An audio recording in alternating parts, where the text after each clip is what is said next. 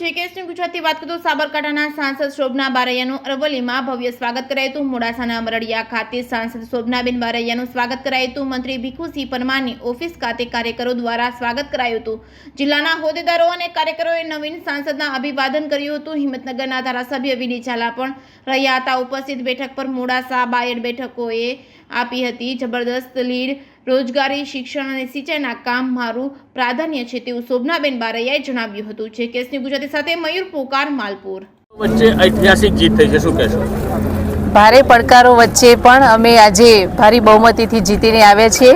માન્ય મંત્રી સાહેબ, માન્ય ઝાલા સાહેબ, સૌ ભારતીય જનતા પાર્ટીના કાર્યકર્તાઓએ રાત દિવસ ખૂબ મહેનત કરીને મને વિજેતા બનાવવામાં જે એમનો ખૂબ મોટો ફાળો આપ્યો છે એ બદલ સૌનો હું ખૂબ ખૂબ આભાર માનું છું।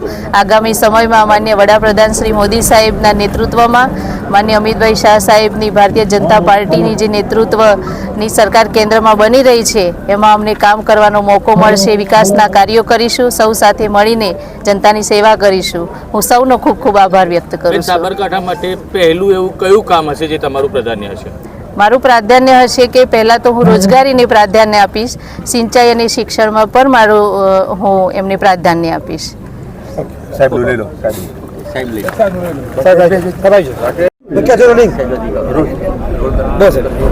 ભારતીય જનતા પાર્ટી દ્વારા સાબરકાંઠા લોકસભાના ઉમેદવાર તરીકે બેન શોભનાબેનની પસંદગી કરવામાં આવી। ત્યાર પછી આમ તો થોડા ઘણા સમીકરણો બદલાયા હોય એવું લાગતું હતું, પરંતુ ભારતીય જનતા પાર્ટીના કાર્યકર્તાઓ જમીન સાથે જોડાયેલા છે। આ પાર્ટીમાં શિસ્તને વધારે મહત્ત્વ આપવામાં આવે છે અને એ રીતે તમામ કાર્યકર્તાઓ ભારતીય જનતા પાર્ટીના કામે લાગ્યા। બેન શોભનાબેનને જે આટલી સરસાઈથી જીતશે એવો અંદાજ નહોતો, છતાં પણ અમારા ધારવા કરતો ખૂબ સારા મતોથી બેન જીત્યા છે।